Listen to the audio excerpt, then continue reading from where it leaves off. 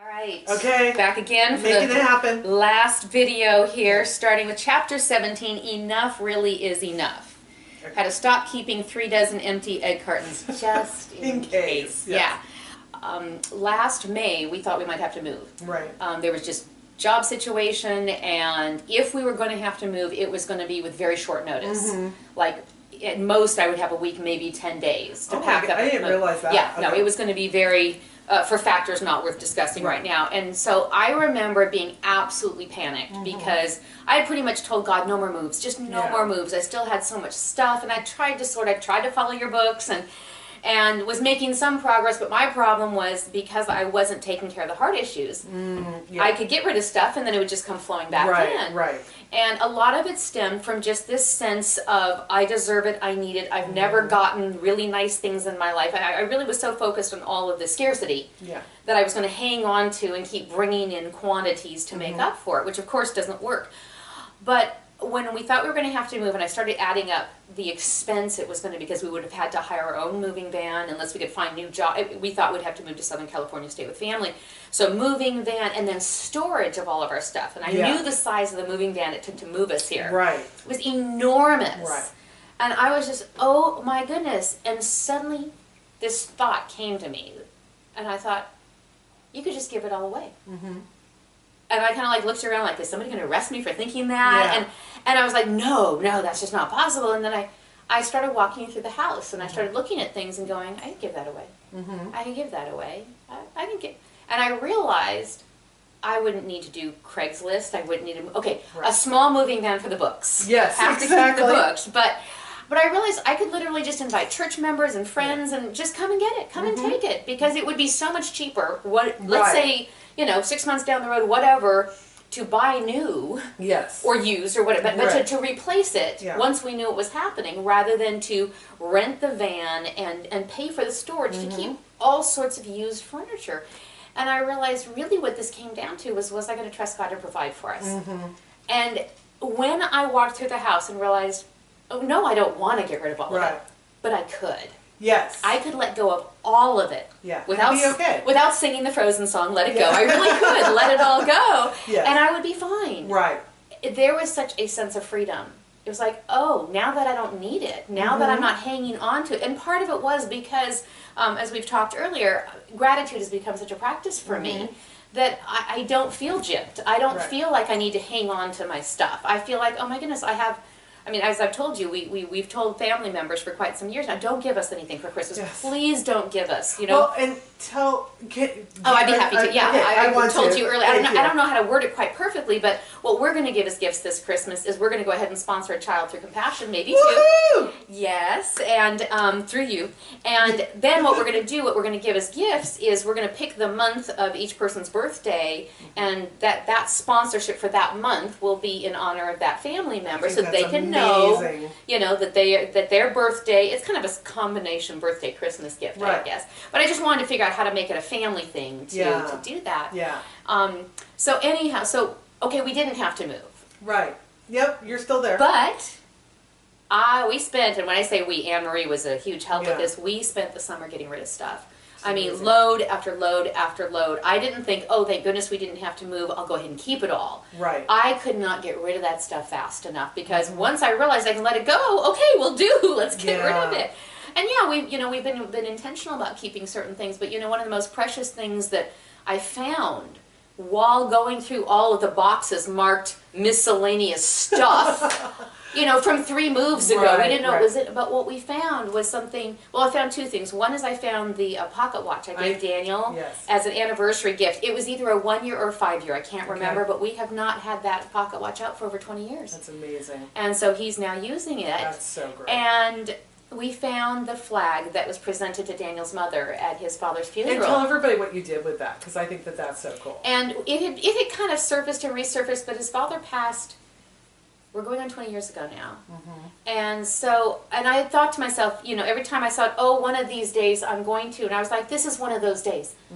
This is why we keep things, is to actually do something significant with them. And so I went online right away and I ordered one of the nice cases for a veteran's flag.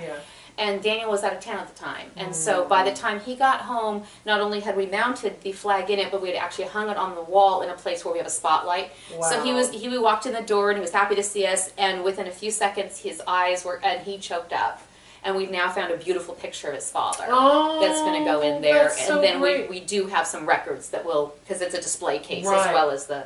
Oh, wow. So, yeah, we really, enough really is enough. And yeah, we really can let go of a lot of things that we didn't think we would be able to when we've got, when we feel like God has provided, when we're aware of what He's provided, and that enough is enough because He is enough, not Right. because, we've gotten all the things that we thought we wanted. Yes. And should anybody watching need some really truly practical guidance in how to get rid of clutter, is there anything forthcoming that might help them? I'm very excited about this book, Clutter Free. And Cheri's story is in there in a big way. My story is in there. We are different people than we were 5 years ago. Yeah. We really are. We've both gone through a huge transformation. I think a lot of that has been the cure for the perfect life. You would not believe how much a book on living braver and clutter free go hand in hand. Yeah. It's kind of amazing. I'm very excited about this book. This clutter book is one of the most spiritually deep books that I've ever lived through. Oh, very cool. Go figure. Very cool. Can't wait to read it.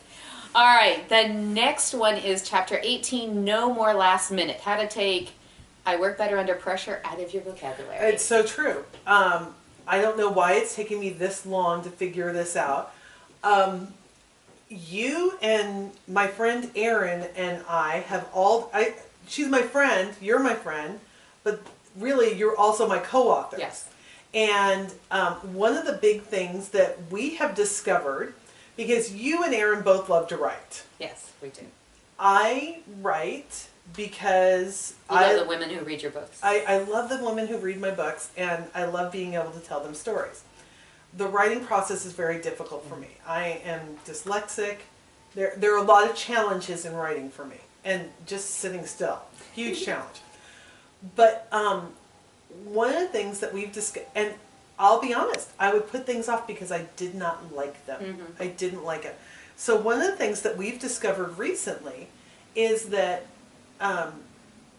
I do better with smaller chunks that have been assigned to me.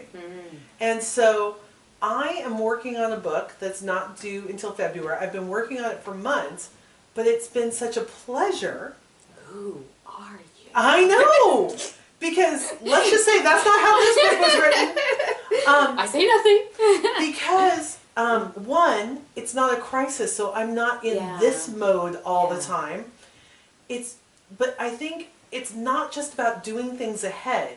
It's about breaking it down, like what we've talked about, micro steps. Micro steps, best things ever. I know. I can't wait till we write our next book and we can talk about micro steps fully. That'll be the whole chapters book. on micro steps. But breaking. It's not just about doing things ahead, because it means, that means the pain just comes earlier instead of later. That's a good point. What it is saying, how can I break this down into doable chunks that I can be excited about accomplishing that. So I have these short little assignments, and then I'm going to move on, and I'm not going to put myself in that seat of like this. Yeah. Yeah, so, it's... that has been revolutionary to me, and it means facing your fears, because like what I've said before, I procrastinate with an email. What's the very first step? I have to open it up. Yeah. And so that's a micro step. I need to open up that email, and then I realize, wow, that email is not as terrifying. It's let's get the truth of what's going on here. And sometimes the truth feels overwhelming. Like, so we've got, you're just going to chew your tail. It's fine. Sometimes the truth is overwhelming. It's like, I need to write 40,000 words for this book. Or I need to move my house from Northern California to Southern California. That's overwhelming. But no step on its own is probably that overwhelming. Yeah. Well, and you've taught this to me, and I've been putting it to wonderful use, because part of me is now realizing, an entire task is going to take different kinds of thinking.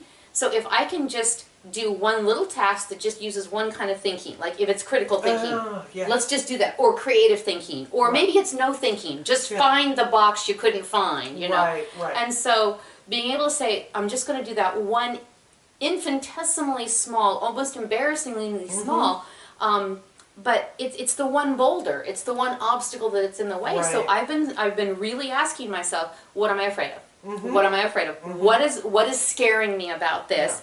And then when I figure it out, breaking it down into such small things that it's like, okay, I could even do that one tonight before I go to bed, and then tomorrow morning I'll do that one, but then not forcing myself to do more. Right. Just that one little thing. And it is astonishing, of course, you know, how all of those little things add up and suddenly the thing is done. And it's like, whoa, that wasn't painful. Right. And I think part of it was acknowledging, this is scary for me. There's something about this email. I'm worried about how that person's going to respond. I'm worried about doing the wrong thing. So just acknowledging that and then breaking it down and saying, you know what, I mean, you've got to have a couple friends in your life who are like, I know this is stupid, but I need you to proofread this email to my kid's teacher. That's what bravery buddies are for. That's right. So, yeah. Because they will never agree with you that it's stupid. They'll say, I understand, even if they don't understand that the they don't letter, understand that one. They understand that hard is hard, and that brave is brave. Hard is hard, brave is brave. Yeah. And the last thing I'll say on this is with the procrastination, what you're doing when you're stopping the procrastination, you're giving yourself a gift. It's a huge gift. True. To not be in panic mode all the time, because can we just say that's bad for your health, it's bad for your heart.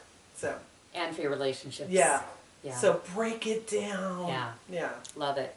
All right. Help may be a 4-letter word, but it's a good one. Rebels call in reinforcements. And you know, I was at an event a few months ago, and I had a wonderful shepherd. She was my hostess for the first night, and she took me to the... Explain what a shepherd is. Oh, it's somebody who's volunteered to take care of the speaker. Yeah. And she was very attentive, and so we got there, and I was ready to go haul my luggage out, and she says, would you like me to carry it for you? And my natural independent reaction is, no. If I'm capable, I should do it. And I looked at her and I said, why, yes, that would be very nice. That would be lovely. And I said, in fact, I've just decided my new heroes are women who ask for help and accept it. That's so true. And in our launch team group, we had one person who said that she had so many people offering to help when she would organize church potlucks that she did the most amazingly brilliant thing. She's made a list of all the tasks that needed to be done, and she typed them all out, and she cut them all up on cards and prioritized them, so that when somebody said, hey, do you need help, she would say, here, would you do what's on this card? Right. And item by item, and I think part of asking for help is, at least for me, I have been so overwhelmed due to procrastinating that I haven't even known what to do. I can't even put it in words. And it's just easier to do it yourself. It's just easier to do it yourself. Whereas what if we could live in such a way that we could break the task down and we could put it into words, not everything, but a few key things, which of course means knowing it ahead of time enough to be able to ask for that help. And then the other thing I'm slowly realizing, I told you I've been sick, and had a friend ask if she could email me the materials for elderberry syrup, which she was convinced would cure me.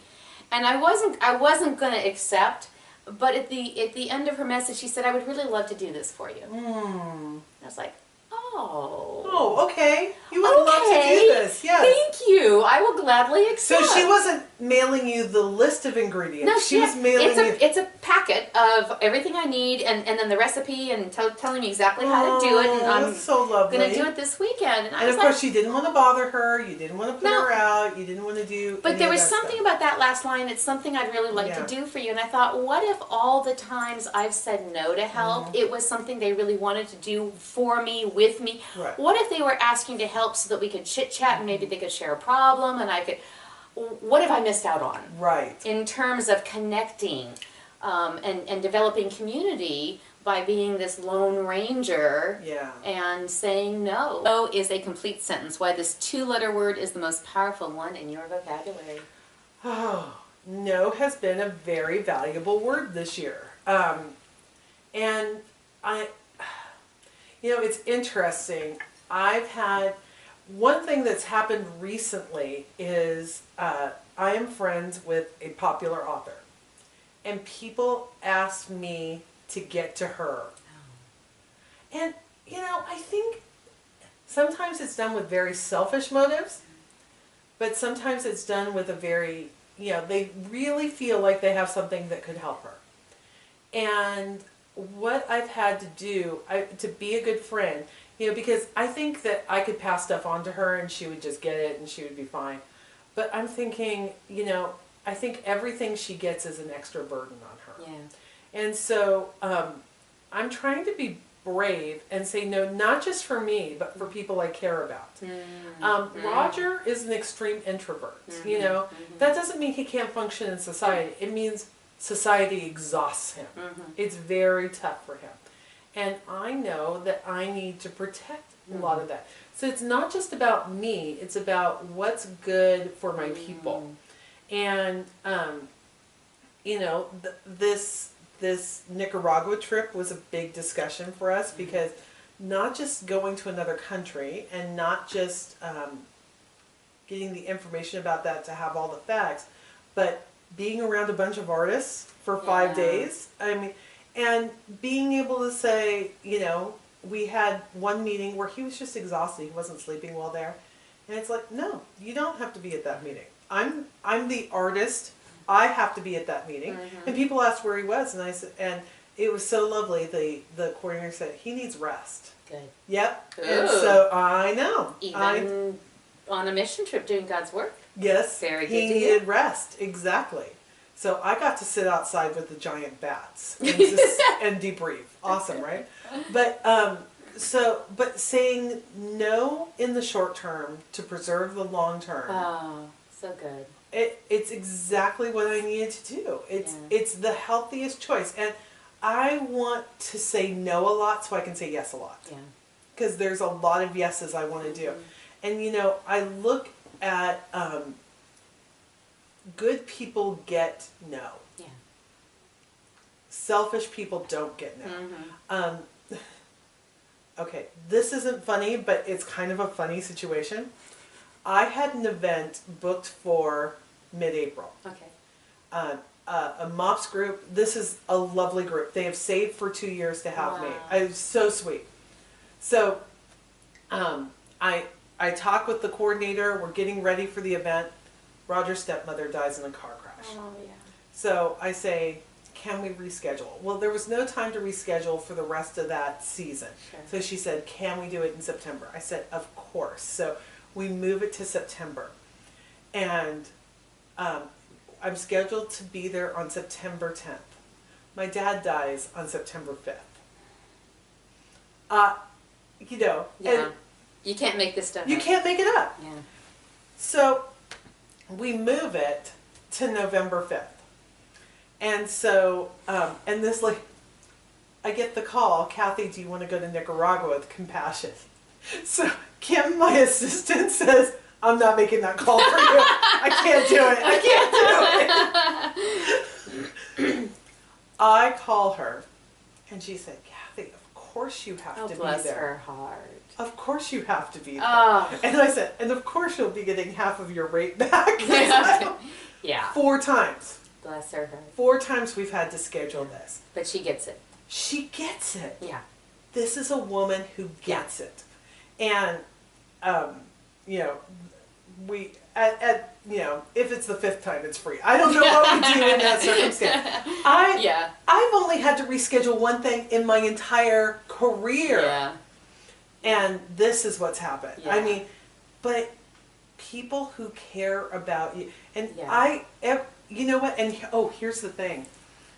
So here's the thing. The one for the 10th, the September 10th, Dad died on the 5th. I'm supposed to do this on the 10th. And I said, I will be there. I will do this. I am not letting you down again. I am doing it. On the 9th, I was in tears. I didn't want to go. That woman called me, got a hold of Kim, my assistant, on the 9th and said, I just want to say one more time, we are okay if Kathi doesn't come tomorrow. Wow. We will have a mentor mom speak, we will be fine. But she said, I need, whatever Kathi decides, we will be fine, but I knew I had to make that call. I mean, I think about it right now. Yeah. I mean. Okay, so what you're describing is grace. It's so grace. It's so grace. Somebody who gets grace. And so my question is not why don't more people do that? It's am I doing that for other people? Yeah. And am I holding them to standards that they don't need to be held to? Yeah. And am I leading with grace? And that's what I want to do. So it's not just no for me. Can I be a no advocate for other people? I love it. And that's what I want to be. I want to be a no advocate. You know, I've never thought of it like that before, but I mean, that's radical obedience to God, because she's promised them. Now, I mean, and when I say this, you know how I feel about who I am. I'm their big speaker that year. Yeah. You know, like they've invited their friends. Yeah. And so, and it's a local group. It's right here in San Jose. So for her to do that, just it breaks my heart in all the best ways. Yeah. And she kept me from being completely overwhelmed in that situation, even though I said, I'm going to suck it up and I'm going to be there. I mean, just, grace. All right. So what kind of a grace question can we wrap this whole thing up with in terms of the grace that we're accepting, the grace that we're extending? I think those are the questions. What area of your life do you need grace? And I would really say, you know, where is some place that you could extend grace right now? Is there somebody in your family that needs to be, you know, I think so often there are compromises that we don't see. We're so looking for how do we do this. So this is part of that question. Roger and I are going to go see his family in Georgia again this December. And Roger says, and when we get back, I really need a vacation. And I'm thinking, I don't want to leave the house again. Yeah. Like, because I travel so much, restoration is here on the couch with Jake and Roger. That's my happy place. That's not it for Roger. Yeah. Roger wants adventure and everything like that. We had to make a really brave choice. We said, okay, we may have to cancel our trip to see Roger's family. This will be our third trip to see them because there's been a death and all that kind of stuff. And we know that, you know, people want to see us. They have times they want to see us, all that kind of stuff. But I said, Roger needs a vacation. Yeah. I can't be gone from the house anymore. I mean, like, the thought of it made me cry. He says, we will cut our vacation short with my family, and we're going to go spend 2 days in Hilton Head, North Carolina. That we're going to be family, but we're going to see everybody. We're going to see everybody who's there. But there was a compromise to be there. But so both of our needs were honored. It sounds so crazy, needs, after I've come back from Nicaragua. But if I'm going to take good care of myself, I don't want to be gone from the house longer than I need to be because I've been gone so much. But Roger we normally take a lot of trips and do things. This has not been the year for it. And Roger desperately needed it. We both needed desperately different things, but we found a way to make it work. And that only came through some grace conversations. Some very tough, grace-filled conversations. So maybe there's some conversations that need to happen in your own house or in your... So I would ask each other, where's an area where you need to be heard and understood? Or maybe you're struggling to hear and understand somebody else. And is there a way that you could meet them there? All right. I like it. Cool. And he just has amazing